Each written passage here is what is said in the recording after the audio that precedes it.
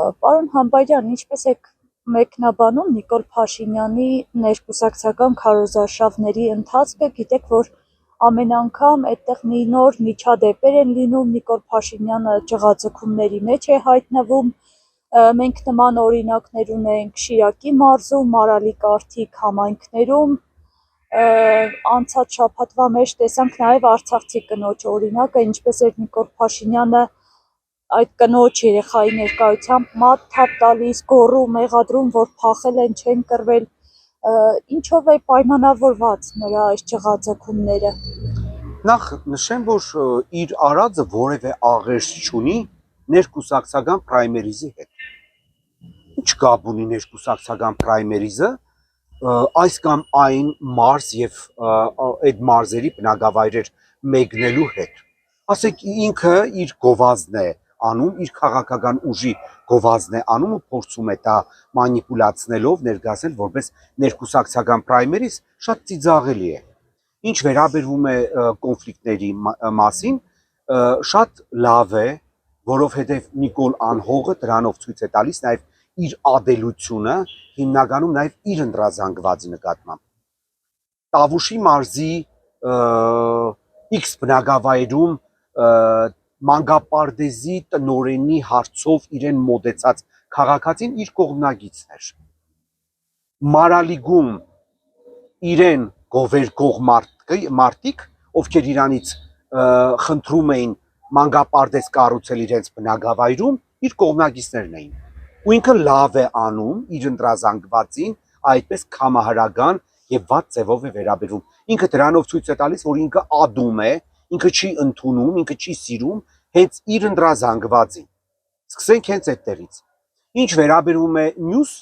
թեմաներին, ապա ասենք Արտիգում քաղաքացինով բարձրաձայնեց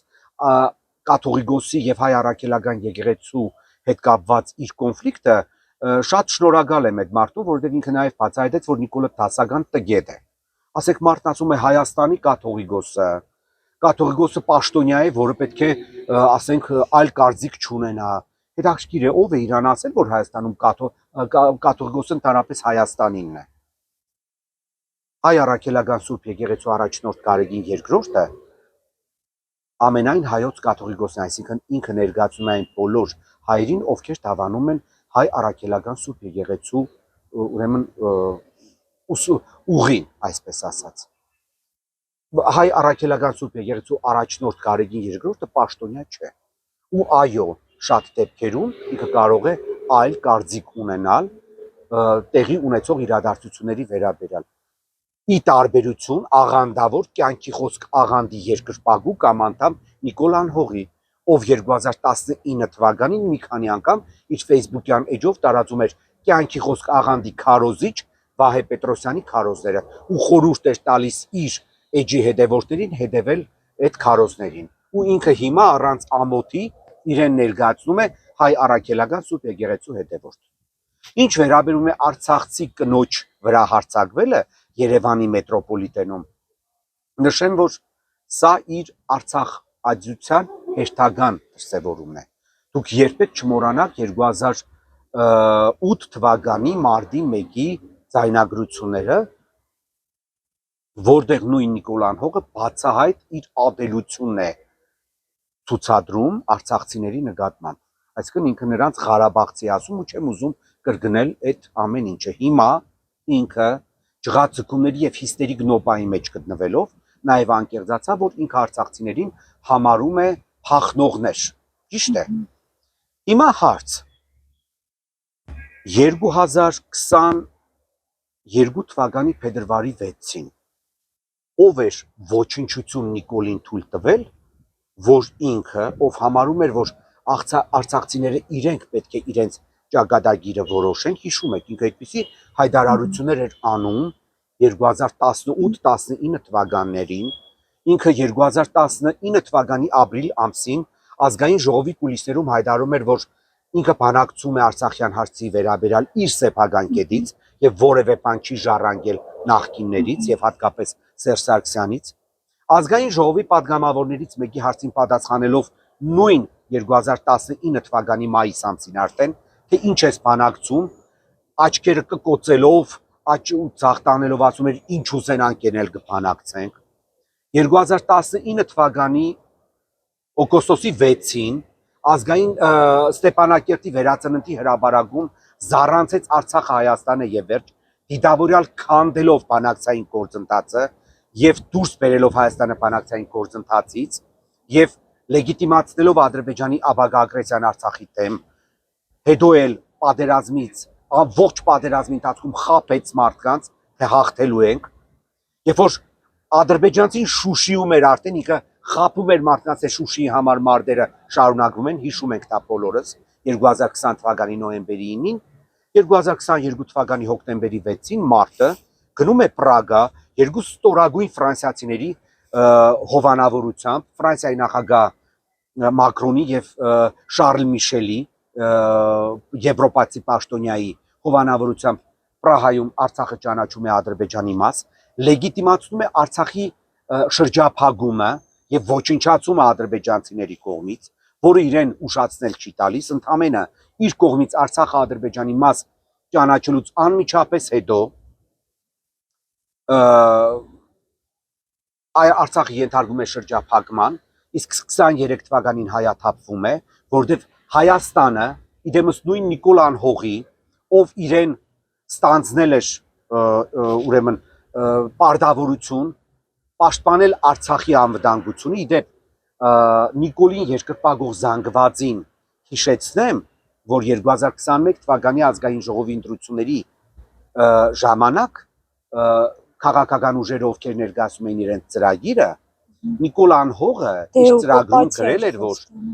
ամենակարևոր հարցը, որը ինքը պետք է լուծի այս 4 տարիների ընթացքում, այսինքն 21-ից մինչև 25 թվականը, պետք է լինի Շուշի եւ Հադրութի դեօկուպացիա։ Հիմա հարց. այդ զանգվածը, որը հլու հնազանդ հավատում է Նիկոլի արդաբերած ամեն անասնական սդերին, կեղծիքներին, զրբարդություններին, այս թեման ինչի չի բարձրաձայնում։ Եթե Արցախցի ժողովուրդը պետք է իր ճակատագիրը որոշեր ով էր ոչնչություն թուրքի կոշիկ լիզող Նիկոլ Անհողը, որ գնաց Պրահա եւ Արցախը ճանաչեց Ադրբեջանի մաս։ Կարող է նույն արցախահայերը դիմելու էին Իրանին, Չինաստանին, Ռուսաստանին կամ նույն Ֆրանսիային եւ խնդրելու էին, որ այդ երկրները դառնան իր պաշտպանը։ Օրինակի համար են բերում։ Եթե Հայաստանի ղեկավարը իրեն համարում է, որ ինքը Արցախի հարցով պետք է չզբաղվի, բայց 21 թվականի ազգային ժողովի ընտրությունների քարոզարշավի ժամանակ լկտիաբար խափում է մարդկանց, թե ինքը 5 տարվա մեջ դեօկուպացնելու է Շուշին ու Հադրութը, ու հիմա լկտիաբար ինքը ու իր թիմակիցները այդ մասին մոռանալով ապուշի տեղ են դրել ժողովրդին ու ինչ ստորություններ ասես անում են, այդ թվում նաև շանտաժում են պատերազմով, սպառնում են պատերազմով, ապա նշեմ, որ հարգելի հայրենակիցներ, Նիկոլ Անհողը իշխանության գալուց հետո 3 անգամ պատերազմ է բերել Հայաստանի Հանրապետության գլխին։ Նույնիսկ 4 անգամ եւ 19 թվականի իրավիճակի լարումը սահմանին, այդ իր ձեռքի գործն էր, երբ որ ինքը ասում էր, որ ինքը Արցախի անունից չի բանակցելու, ինքը միայն Հայաստանի անունից իրավունք ունի բանակցելու, Արցախի անունից թող Արցախը բանակցի, բայց դրա հետևանքները եղավ 20 թվականի 44-օրյա պատերազմը, 22 թվականի սեպտեմբերյան իրադարձությունները Հայաստանի ողջ սահմանային երկայնքով, երբ որ մենք կորցրեցինք մեր ուրեմն տարածքները Ջերմուգում, Սոտքում, Խոզնավարում, Սև լճի տարածքում, Իշխանասարի տարածքում, հետագայում Տեղ գյուղի տարածքում, Ներքին Հանդի տարածքում, իսկ 23 թվականին էլ դա Արցախի հայաթափումն էր։ Լավ, ես ուզում եմ հասկանամ, գիտեք, ինձ ինչն է հետաքրքիր, Նիկոլին հավատացող մասսան չի ասում, դու պետք է երաշխավորեիր Արցախահայերի անվտանգությունը։ Հայաստանի Հանրապետության իշխանությունները ստանձնել էին Արցախի անվտանգության պատասխանատվությունը։ Հետաքրքիր է, մեր ժողովուրդը տեղյակ է, որ Արցախի պաշտպանության բանակը ենթարկվել է Հայաստանի Հանրապետության պաշտպանության նախարարությանը։ Եվ առանց Հայաստանի Հանրապետության պաշտպանության նախարարության հրահանգի ինքը որևիցե քայլ իրավունք չուներ ձեռնարկելու։ Արցախահայությանը փախնող անվանողները ստոր դավաճանները։ Այն ինչ որ տեսել են արցախահայերը բլոկադայի 9 ամիսների ընթացքում, այն ինչ որ նրանք վերապրել են եւ այն ինչպես են իրենք այդ 2-3 օրում պատերազմել ու ինչ վնաս են հասցրել ադրբեջանական բանակին, կորցնելով ահռելի մարդկային ռեսուրսներ, դրանք գումարած նաեւ այդ դիվերսիան, որը տեղի ունեցավ Ստեփանակերտի մոտի բենզա պահեստում, թող դա հիշեն այն տագանքները, ովքեր արցախահայերին անվանում են փախածներ։ Արցախահայերը մեր ժողովրդի ամենամարդնչող եւ ամենապատվաբեր մասսան են եղել։ Այդ որ մենք հբարդանում ենք Մարշալ Բաղրամյանով, Մարշալ Բաբաջանյանով, Ծովակալ Իսակովով եւ Խուձակովով, իրանք ոչ մեկը Նիկոլի Քարդեզի Հայաստանից չեն։ Նրանք բոլորը Արցախից են։ Դաշտային Արցախի Չարդախլու գյուղից են։ Էլ չասեն, որ այդ նույն գյուղը բացի երկու մարշալ տալուց Բաբաջանյան ուրեմն Բաղրամյանից Իսահակովն ու Խուձակովը ավելի Հայաստանի սահմանային շրջաններից են եղել Արցախի 10 մոտ 2 տասնյակ գեներալներ է տվել։ Այդ ստորությունը, որ ասում են արցախահայերը փախել են, նման բան չի եղել։ Թող իրանց մասին մտածեն, որ իրանք դավաճանաբար Արցախը դավաճանեցին ու տվեցին Թուրքին։ Այդ նույն մանկուրտ Ալենը, մանկուրտը դա բառ է, որը բնութագրում է մարդուն, ինչպես է ինքը դավաճանում իր իդեալները։ Նիկոլը, Ալենը, դրանք դասական մանկուրտներ են։ Դրեք նրանց նախկին հայտարարությունները ու հիմիկվա հայտարարությունները։ Ինձ չի հետաքրքրում հիմա նրանք սխալ են համարում իրանց արածը թե չէ։ Սխալ են համարում, որովհետև իրանք դավաճան են, որտեվ իրանց համար իշխանությունից վեր բան չկա։ Ասենք երեք Ալենը ասում է, փորձում է կրկին այն հայերի գրբանը գցել իրավիճակի սրումը կամ իրանց անճարությունը, որ պարզաբանի թե ինչի են իրանք Արցախը Ղարաբաղ համարում։ Գիտեք, ես, դուք, միլիոնավոր հայեր կարող ենք ասել Արցախ։ Մեր ասելուց երբեք Ադրբեջանը չի կարող, ասենք Հայաստանը անվանել Արևմտյան Ադրբեջան, Երևանն էլ Իռևան։ Այն ժամանակ, երբ որ Հայաստանի իշխանությունները պրոհայկական քաղաքականություն էին վարում եւ ասում էին Արցախը դա հայկական երկրորդ պետություն է, պատմական Հայաստանի մաս է, տարածք է, Ադրբեջանը երբ որ փորձում էր Երևանը Էջմիածինը ներկայացնել որպես ադրբեջանական տարածք, պաշտոնական, գիտական, ամենաբարձր մագարտակներով այնպիսի հարված էր ստանում իր բերանին, որ լռում էր։ Հիմա, երբ որ ասենք Հայաստանի իշխանությունները Արցախը համարում են Ադրբեջան, ասում են Ղարաբաղ, պատմական Արցախի բնակավայրերը թուրքական անուններով են արդաբերում, դա ինչ որ բան փոխում է նույն պաշտոնական Բաքվի տեսակետից, թե իրանք իրանց ոչինչ լինելը, այն որ իրանք ասում են Արցախը Ադրբեջան է կամ Ղարաբաղը Ադրբեջան է, իսկ Ադրբեջանի իշխանությունները ասում են Հայաստանը դա Արևմտյան Ադրբեջան է, իսկ Երևանն է դա պատմական Իռևանն է, Ռևան խանի կողմից կառուցված, փորձում են դա գցել ինձեր կամ մյուս ընդդիմադիրների գրբանը, օգտվելով հասարակության տգետ մասայի այն ուրեմն անկրագիտությունից, որ նրանք չեն հասկանում, որ հասարակ քաղաքացին չի կարող որոշել Հայաստանի արտաքին քաղաքականության վեկտորը եւ բոլոր երկրները իրանց կարծիքը կամ իրանց վերաբերմունքը այս կամ այն երկրի վերաբերյալ դրսևորում են այդ երկրի իշխանությունների կողմից վարվող քաղաքականությունից դուրս գալով։ Պարոն Համբարյան, երկրորդ նախագահ Ռոբերտ Քոչարյանը ասել է, որ եթե ես լինեի 2021-ին, եթե ես լինեի վարչապետը, Արցախը մենք չէինք կորցնի, նրա ասածի հետ համաձայն եք։ Եվ առհասարակ ինչպես եք տեսնում դեպի Արցախ վերադարձը բանակցողին փոխելու պարագայում հնարավոր է։ Ուրեմն բերեք ճշտենք մեկ ու շատ կարևոր հանգամանք։ Ես դա ձեզ ասում եմ որպես պատմաբան, չնայած նաև կանխավ նշեմ, որ պատմության մեջ նման բան չի եղել, որ պարտված ղեկավարը կրկին շարունակի ղեկավարել երկիրը ունդրությունների արդյունքում։ Գիտեք, Ադրբեջանի բռնապետին մենք կարող ենք ուրեմն այլ ձևաչափով նայել, բայց խնդիրը գիտեք, որ ամեն դեպքում ինքը գրագետ մարդ է։ Մի անգամ Ալիևը շատ հետաքրքիր տեսակետ հայտնեց, կարծիք հայտնեց, ինքը ասեց 2020 թվականի նոյեմբերի 9-ին, երբ որ Նիկոլը ստորագրեց կապիտուլյացիոն ակտը, ես համարում եի, որ դա նրա պարտությունն է։ Բայց երբ որ 2021 թվականին հայ ժողովուրդը նրան վերընտրեց, հայ ժողովուրդը դրանով ապացուցեց, որ ինքն է պարտվել եւ պարտված լինելով ինքը պետք է կրի պարտվածի բոլոր զրկանքներն ու ուրեմն նսեմացումներն ու ստորացումները։ Գիտեք, աշխարհում չկա նման բան, որ պարտված ղեկավարը վերընտրվի, սկսենք այդտեղից։ Երկրորդը, եթե դուք նայում եք համաշխարհային պատմության, ուրեմն ասենք իրադարձությունները կապված այս կամ այն պետության պարտության հետ, ապա դուք կտեսնեք, որ այդ պարտության արդյունքում իշխանություն է փոխվում, որովհետև դա աքսիոմա է, հասկանում եք, չի կարող պարտվածը հավասարը հավասարին բանակցել իրեն պարտության մատնած ղեկավարի հետ։ Մենք վերջապես սա պետք է հասկանանք, թե մենք պետք է ուրախանանք պարտքով կառուցած կամ վերանորոգված, ավելի ճիշտ է ասել, դպրոցների ու անորակ ասֆալտով։ Նիկոլը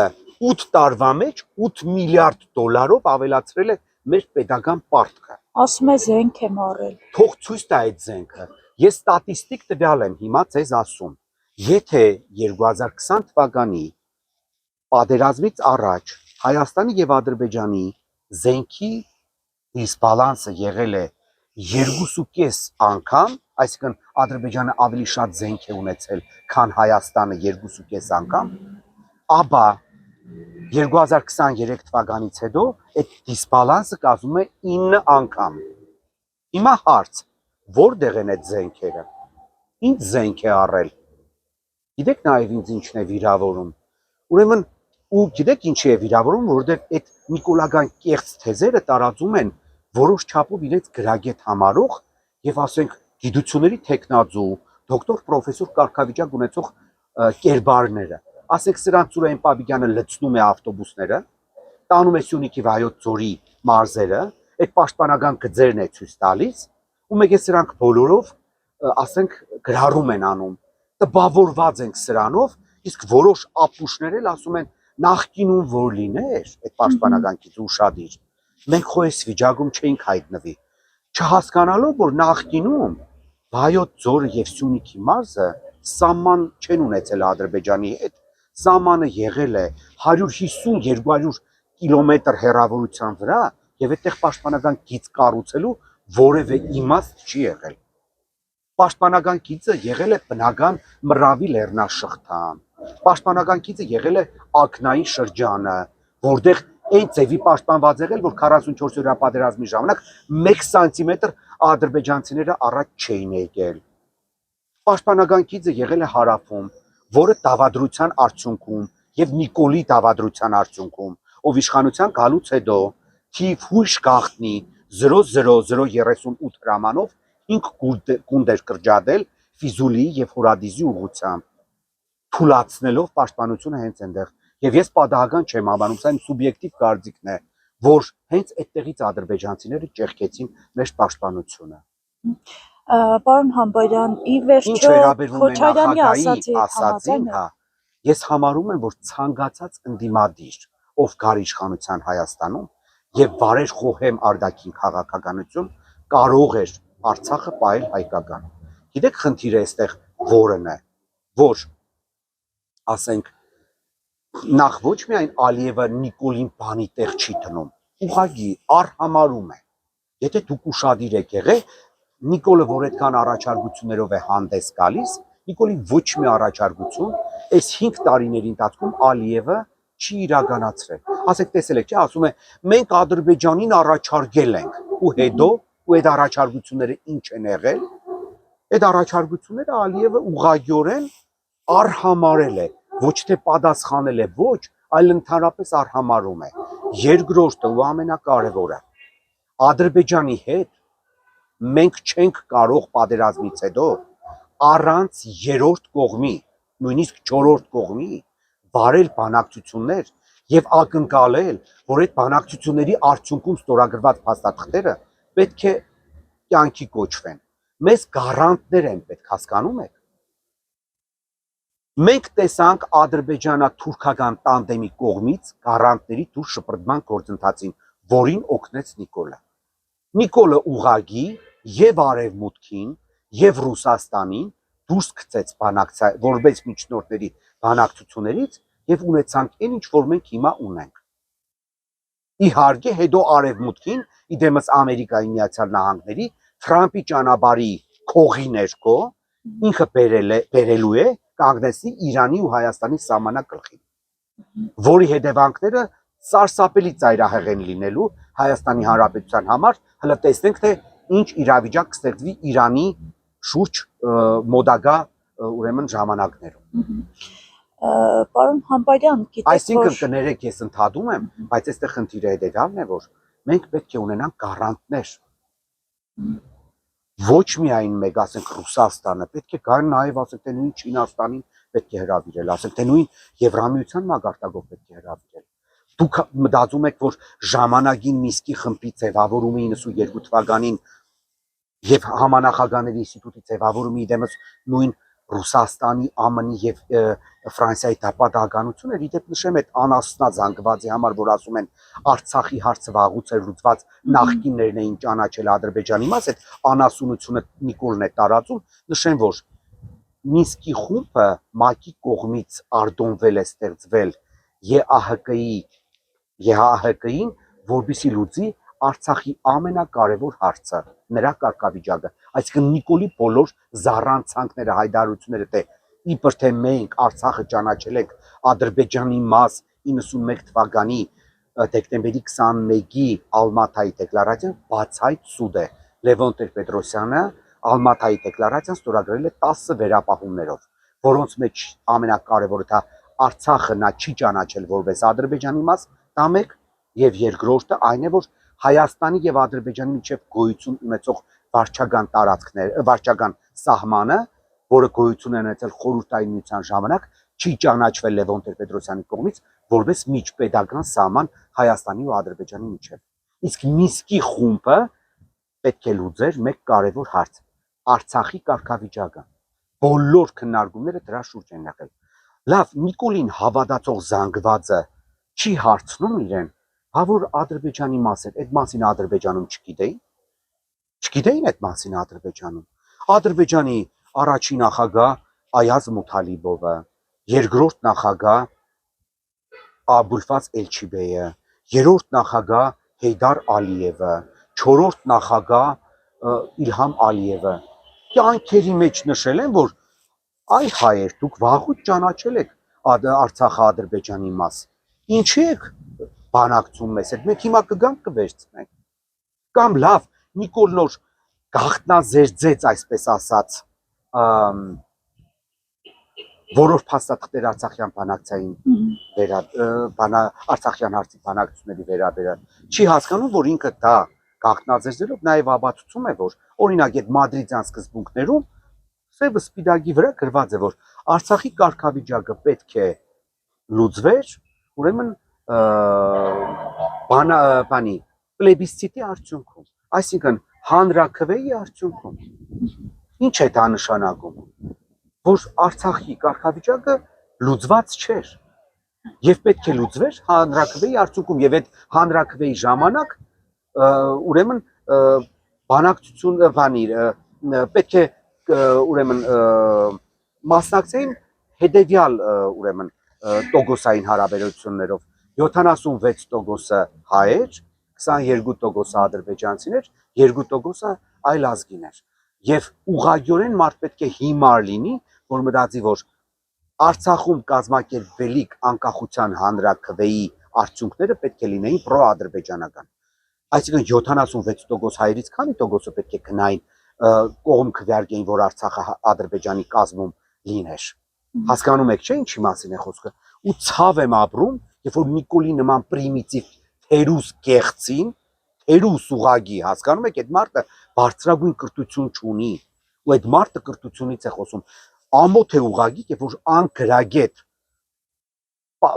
մասնագիտություն չունեցող բոլոր ոլորտներին դիլետանտության մագարտակի հասնող Նիկոլը մարդկանց վադաբրել ասում է ձեր կրթությունից է եւ ձեր վատ աշխատանքից է։ Այսինքն ամենաանկիրտը, ամենաանտաստիրագը եւ չկրթված լինելովը ինքն է, ու ինքը մյուսներին ասում է, որ դուք վատ եք ապրում, որովհետեւ դուք կրթություն չունեք ու բան եք աշխատանք չեք կարող գտնել։ Սա է այս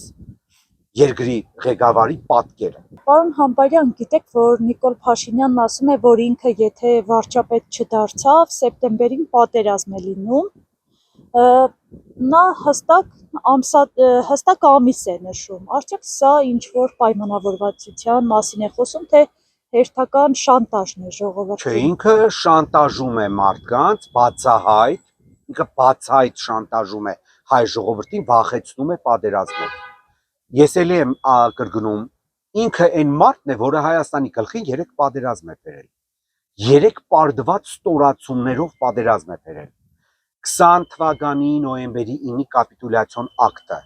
22 թվականին Հայաստանի տարածքների կորուստի դեպ այդ քարտեզը, որ Իրանից ընդունում են մարդիկ, միագը չկա հարցնի, այս քարտեզը այն Հայաստանն է, որը քո օրոք կա, ինչ է ջերմուկի հատվածը մտցրել մեր քարտեզի մեջ, մենք փաստացի դա չենք վերահսկում ու դու էլ ասում ես, ես դա չեմ պատերազմով վերցնելու, իսկ ես ձեզ ասեմ, Ադրբեջանը Հայաստանի Հանրապետությանը մի միլիմետր հող չի հետ տալու, չկա նման բան ու չի կարող լինել։ Ադրբեջանը ի տարբերություն հայերից, Հայաստանից երբեք հողերը թղթի կդորներով թղթի ստորագրված կդորներով չի տալիս սրան նրան։ Հողը վերցնում են պատերազմով։ Իսկ ադրբեջանցին դա պատերազմով է վերցրել Թեգուզիև Նիկոլի դավադրության արդյունքում։ Բայց վերցրել է։ Նիկոլը շանտաժիստ է եւ ուրեմն մանիպուլյանտ։ Մեր հասարակությունը պետք է մեկ բան գիտենա։ Նիկոլ անհողը եթե հանգարց դարձավ Հայաստանի վարչապետ, 300-ից մինչև 500,000 ադրբեջանցի լցվելու է Հայաստան։ Ես խնդրում եմ մեր լրագրողներին կոնկրետ նրան հարց տալ այս թեմայի վերաբերյալ եւ ակնկալել պատասխան լինելու է դա թե ոչ, այո կամ ոչ, երկար բարակ այդ իր զեղումներով պատասխանները չընդունեն։ Ես ձեզ ասում եմ, ես էլ ինֆորմացիա ունեմ, որ եթե ինքը ընտրվեց Հայաստանի վարչապետ, ինքը կատարելու է պաշտոնական Բաքվի շանտաժներից մեկը 300-ից մինչև 500,000 ադրբեջանցի լցվելու են Հայաստան ու իր դաբրոյով են լցվելու այսպես կոչված համակեցության շրջանակներում եւ այն բոլոր անասնական թեզերը թե Արցախ հայերը պետք է չվերադառնան, որ Հայաստան ադրբեջանցիները չկան, ուղագի 0 են, որովհետեւ պաշտոնական Բաքուն կոնկրետ պատրաստվում է Հայաստանը ադրբեջանցիներով լցնելու ծրագրին։ Ու Նիկոլն էլ ուրեմն ըստ աղբյուրների տարբեր